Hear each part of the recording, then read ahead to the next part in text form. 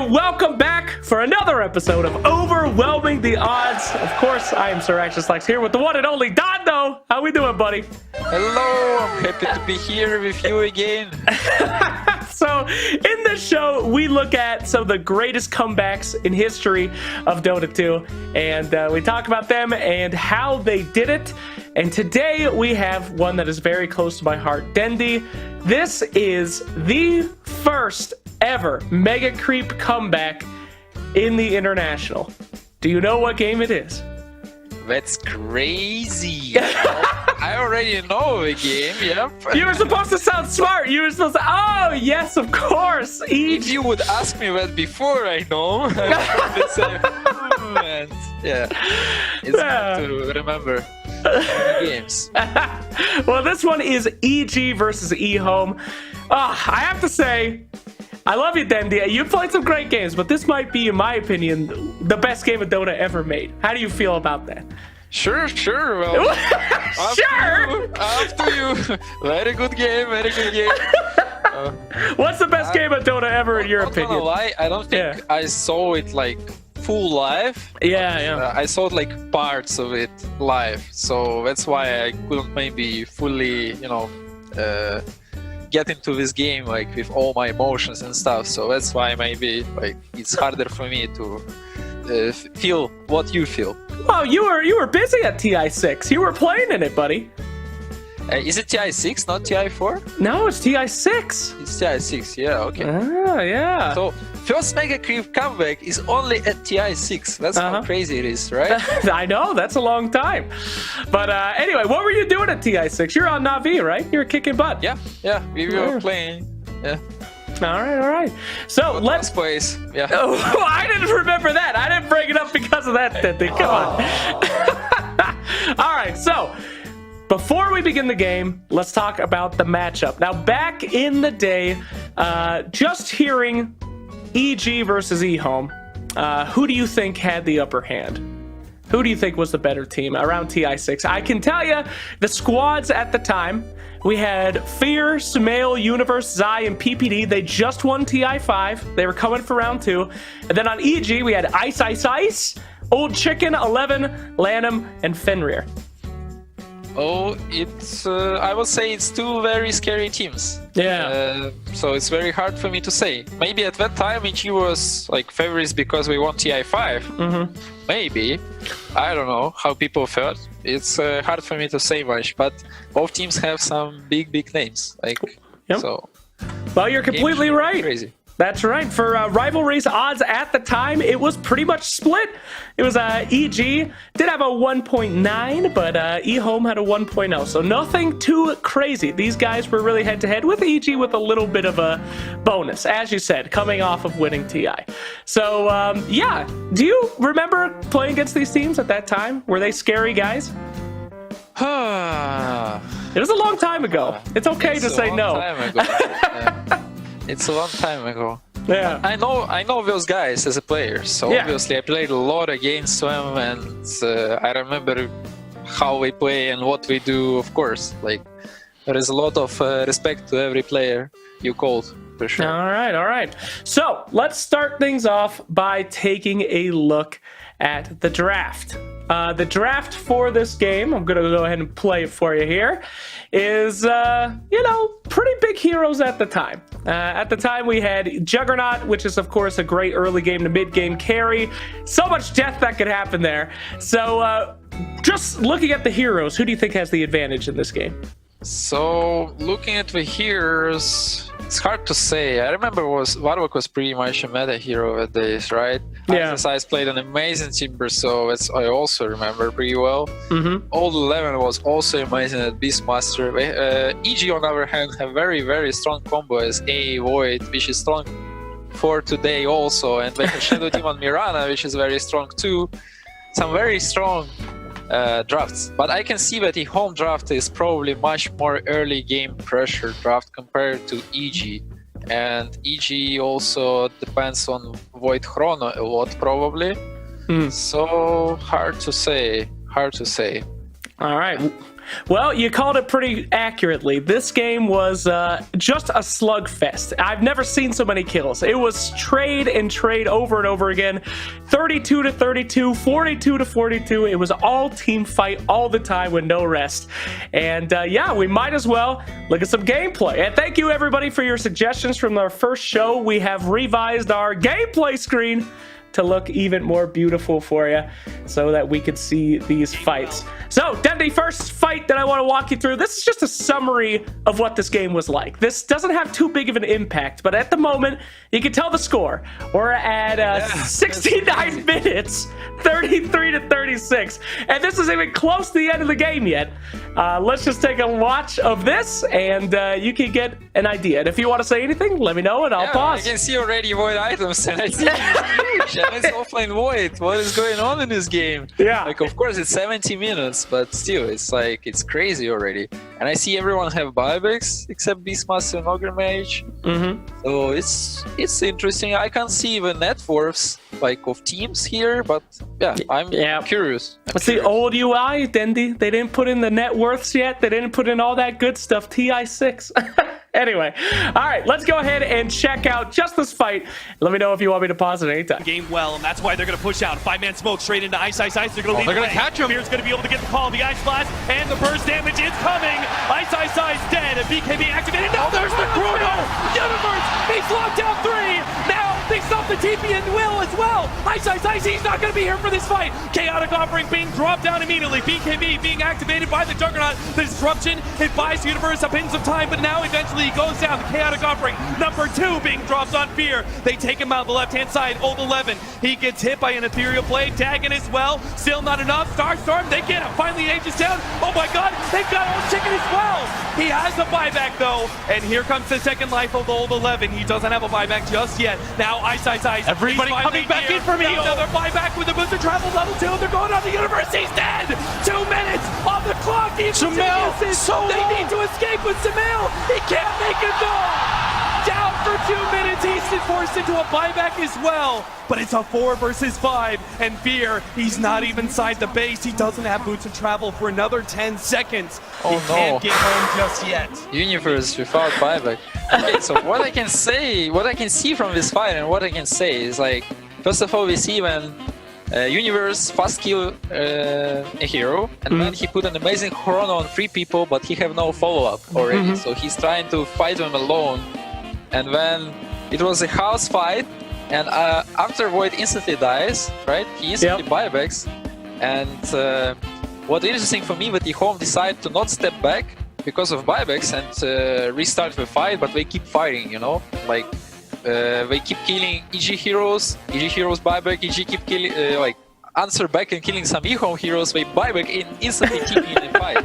Yeah. This is crazy. Is it already mega creeps here or not? That's the question for me. Not yet, but not this yet. Is a good representation of what the entire game was like. Like, I wish I could have clips of all the fights, but that would be crazy. It would be the legitimate the entire time. It was just every time someone died, they bought back, they fought again.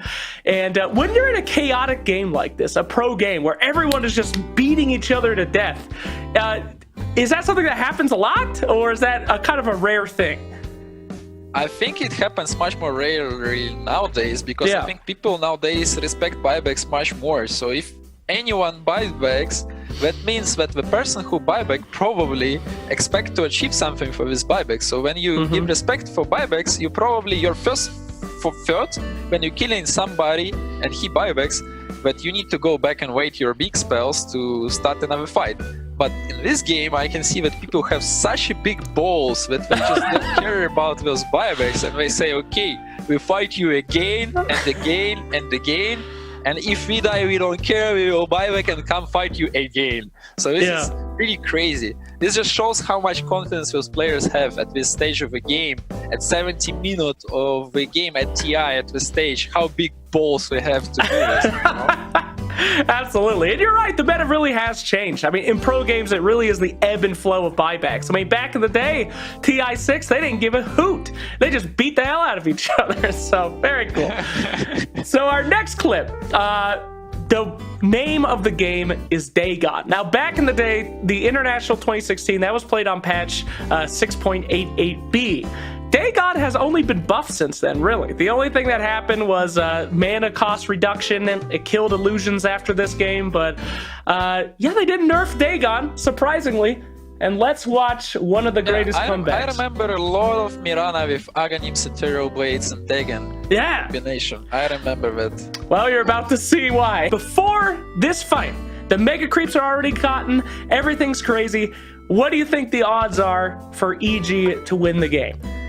Already Mega Creeped.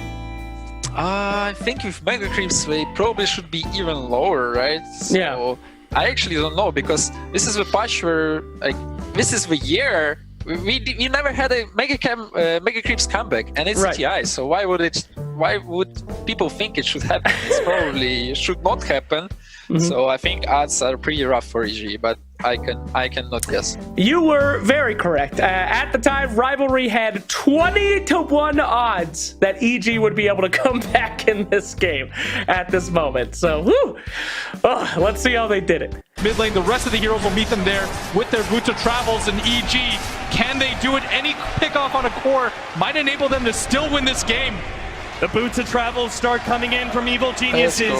The heroes swarming into mid lane. Already leading the play. Universe, he's got the Moonlight Shadow. He's got the Invis. They reveal themselves. Timber, no buyback. Timber, no buyback. Yeah, that's some scary stuff, but it's only 16 seconds, right? It's fine. Yeah, so it's a Chrono, it's a counter initiation from Warlock, it's Beastmaster Roar, it's Axe Call, it's Jagger Ulti. It's crazy, man. And Mirana, like, we see this Linkin, Ethereal Blade, Dagon, Axe, right? So, full magic build. So it's interesting. I didn't saw Shadow Demon items, but I think he have Dagon too. He does. So there are actually 3 Dagons up on EG right now. So let's take a look. Yeah, that's Imba. We once had an idea of strategies that we can buy 5 Dagons, and if we communicate well, we can just one-shot people, you know? Like, yeah, it's easy. This guy. You just go Pugna, you know, you decrep, and then 5-man Dagon. You can take anybody. No, don't do that in pubs. Don't listen to Dendi, people. All right? Do it, guys. Don't do it. Best strategy. All right. After Takis, it's the best strategy. All right, let's take a look. They push down yet another wave. They still have a tier 2 up in the bottom lane, so they can't even things out. Here's going to come in with the healing salve. They're all in for this right now. 8 more seconds for Ice. They start going for those tier 4s. Chipping away, a glyph is up. Now taking some Timber now. Ice don't care. I mean, if they're doing it to you, you got to do it back, right? Get your own Dagon, sure. Ice revives. He's EG, what are they looking for? The initiation comes out on a fear. Refresher activated by Old 11. Not going to get the chance for a second Primal Roar. He's going to get blown up inside the chronosphere. He's down and out. Evil Geniuses still 5 up. But here comes that on these slash. Bouncing around with the Shadow Demon. Hoping to be able to go on his eye. But an arrow! What an arrow. Yeah, that was beautiful. Let's talk about that arrow. That was absolutely insane. Do you think that was on purpose, or he was just guessing, or what was it? Of course it was on purpose. Arrow was trying to catch Bagger after an ultimate, and it was amazing. Like, it was beautiful. I mean, why not try? If you actually land it, there is a chance you can do something with it. If you're not, well, whatever. Like, you'll have arrow in some seconds. We're waiting cooldowns on Dagons anyway, and on Ethereal, so... Yeah, that arrow is unbelievable, but really, it's such a crazy attempt there by Sumail to throw that out. Is the cooldown on arrow really that short that you can spam something like that? I think it's... I don't remember what was cooldown at that time. It's changing all the time. Maybe, I don't know, 15, 17 seconds, something like this, I feel, if I'm not mistaken. Yeah. Something like that, but I mean, I guess that's what you need to do to come back. You got to take these crazy risks, like maybe this arrow hits at the exact second he's done Omni slashing. I'm telling you, when you're sitting in this chair and you have Megas and you're going for this play and you know it's all in and you like on the edge of a chair, you feel every micro moment with your like, I don't know, with your body, you know, you can feel it. So you're doing those crazy moves on different level. That's what's happening at these situations. You're full of adrenaline. All right, let's keep watching. Sumail just nailed him, but he still managed to get himself away in the back lines. This faceless void though in the back. He's now going to go for all chicken as well. He be activated, and now he's going to run himself away. Universe says these back lines. EG might be able to do this. Evil Geniuses, they're holding. Oh my god, Ehome. They know. Chicken going for the all-in play himself. He's back inside the Radiant space. He's already taken down one of the tier 4s. And he's trying to get PPD, but Evil Geniuses. All right, now let's pause here. I want to talk about this move that Jug makes. There's only one tower left. He's trying to go for the Ancient. Have you ever done a move like this before where it's like, it's all on me, I gotta go in, screw it, maybe there's a chance that I can do it? I think he have no choice. He didn't have a Simply, choice. Yeah, I mean, I see there is no buybacks, right, on anyone. Yeah. Only Warlock. So he felt he have no choice and he need to do it. I feel like we're already disconnected at this. It's very hard to play perfectly entire 74 minutes. You need such a concentration. You need such steel nerves, you know, to be able to play it all perfectly and right and keep the team play. So I feel like in this last fight we a little bit disconnected. Like you saw, whereas Timber with Jagger were totally in different places on the map. So after Timber died, I feel he understood already that there is no way for them to defend. So he tried to win and pull all the EG back at least, like to win some time for them. So I guess that's the move from Jagger. And I think he was close. Yeah. See everyone is low, so he has some chances at least to do what to do his plans, you know. Yeah, it's really interesting. I guess I didn't think about that. I thought he was being greedy and he was just trying to end it, but you're right. Nobody has buyback, so he's really just trying to buy time in any way that he can. So, very good. All right, well, let's see what happens to that poor guy. Full calm and collected. They're holding up the vents here again. If they kill him, Ehome! 5 down! 1 buyback, and that's only the Warlock. It's only Mega Creeps and Warlock who could defend this. Evil Geniuses. Have they just done it? That was a goal of a lifetime. EG, this team just does not quit. They're going to go down this mid lane. They're going to start with the illusions on Universe. This army by himself going to be able to do it, and this Axe in 30 short seconds. All right, so we're about to get to the end of the game here. The Megas are pushing in. The boys are coming back. And then the moment happens. Dendi, I know that you love this item, and we're about to see it again. Something that that's right, the last moment before it's over. So yeah, Rapier seems to be coming up in this show. We see a lot of Rapiers for these incredible comeback moments. I guess that's what the item was made for, right? Yep, exactly. And now this item is amazing. If you look at it now, like I would buy it every game. Every show you say this, and I ask you not to. Do you know how many games I've lost with some idiot buying Rapier? Dendi, please. Sorry. That's my love. All right.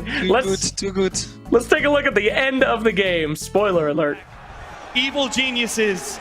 They can't end this game yet. They're going to try, though.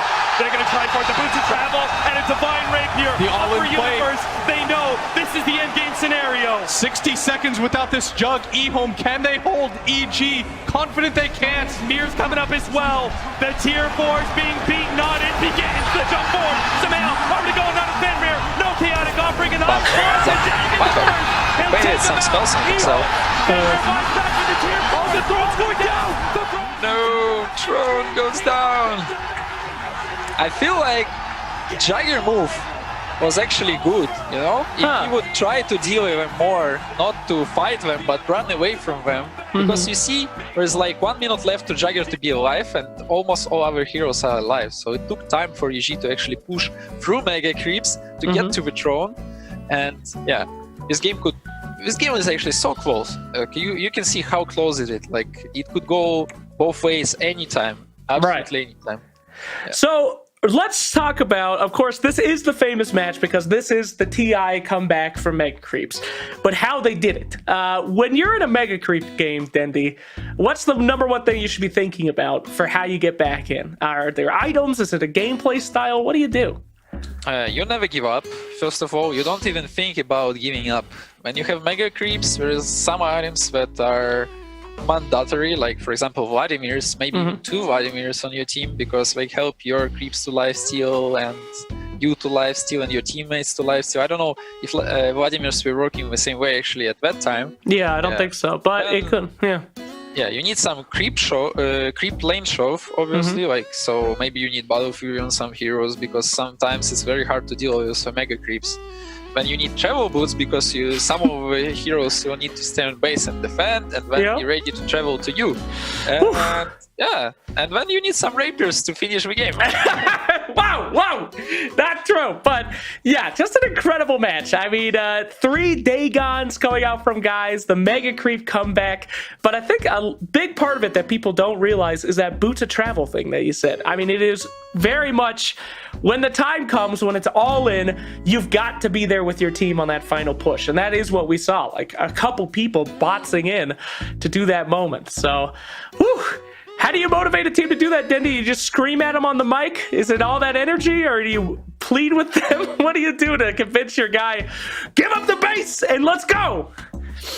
I don't know. I mean, it's a very exciting moment to be honest. I feel like when you're playing and you have already mega creeps and you know, okay, you're probably like, it's hard when it actually motivates me more to try even harder and harder and search those outs, because when you win those games, this is probably something that you'll remember for the rest of your like career and think of it, and it will be a good example of why you should never give up, you know? Absolutely. Why you should always fight to win and stuff like this. Well, that's what we're all about on this show, so don't forget, next time you get Mega Creeped in your pubs, never give up. Tell your teammates to buy 3 Dagons and 3 Divines, boots of travel, and get in there, because the game is never over, and you too might overwhelm the odds. Dendi, thank you so much for coming in. It was a pleasure having you, and we will see you next time. Bye-bye. No problem. See Bye. you guys. Oh, shit. Enigma. Enigma doesn't have legs. What the hell? I don't know. You play that hero. I think it's a color.